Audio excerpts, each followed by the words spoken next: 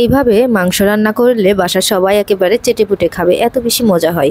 তো এইখানে আমি আদা আর রসুন বাটা নিয়ে নেব 2 চা চামচ, দিয়ে দিব এইখানে জিরা বাটা 1 চা চামচ, কাঁচামরিচ দিয়েছি এখানে 1 চা চামচ, হলুদের গুঁড়া, ধনিয়া গুঁড়া, মরিচের গুঁড়া আর দিয়েছি স্বাদমতো লবণ।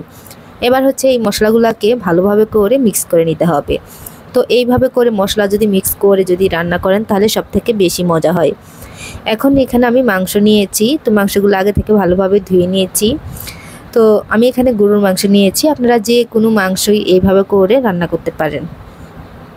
এখন এখানে দিয়ে দিব দারচিনি, এলাচ, তেজপাতা সব কিছু দিয়ে তেলে হালকা একটু ভেজে নিয়েছি। এবার হচ্ছে মশলাগুলো দিয়ে দিব। তো মশলাগুলো আমি 5 মিনিটের মতো এইভাবে করে রেখে দিয়েছিলাম, তাতে করে মশলাগুলো খুব সুন্দরভাবে ভিজে যাবে আর এতে করে তরকারিগুলো খুবই মজার হবে। এখন হচ্ছে ভালোভাবে করে কষিয়ে নিতে হবে। তো আমি এইভাবে করে আগে থেকে মশলা রেডি করে মাংসগুলো রান্না করলে সব থেকে বেশি মজার হয়। আর এইটার যে ঝোলটা থাকে, এই ঝোল দিয়েই আপনি কিন্তু পেট ভরে 2 প্লেট ভাত নিমিষেই খেয়ে নিতে পারবেন। তো এখন হচ্ছে মাংসগুলা ভালো করে কষিয়ে নেওয়ার পালা। তো এইভাবে করে কষিয়ে নিব। তো কষানো হয়ে গেলে এখানে আমি 2টা আলু দিয়ে দিব। তো আলুগুলো আমি ছোট সাইজ করে কেটে তারপর দিয়েছি। তো এখন হচ্ছে আরও কিছুক্ষণ কষিয়ে নিতে হবে। কষানো হয়ে গেলে এখানে পরিমাণ মতো পানি দিয়ে দিতে হবে।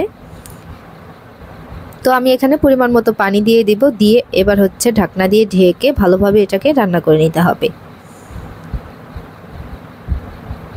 তো এইভাবে করে আমি রান্না করে নিয়েছি। এর ভিতরে কিন্তু মাংসগুলো খুব সুন্দরভাবে সিদ্ধ হয়ে গেছে। চুলার আঁচটা মিডিয়ামে রেখে এই মাংসগুলো রান্না করে নিতে হবে, যেহেতু এটা গরুর মাংস, তাই চেষ্টা করবেন চুলার আঁচ মিডিয়ামে রেখে রান্না করে নেওয়ার।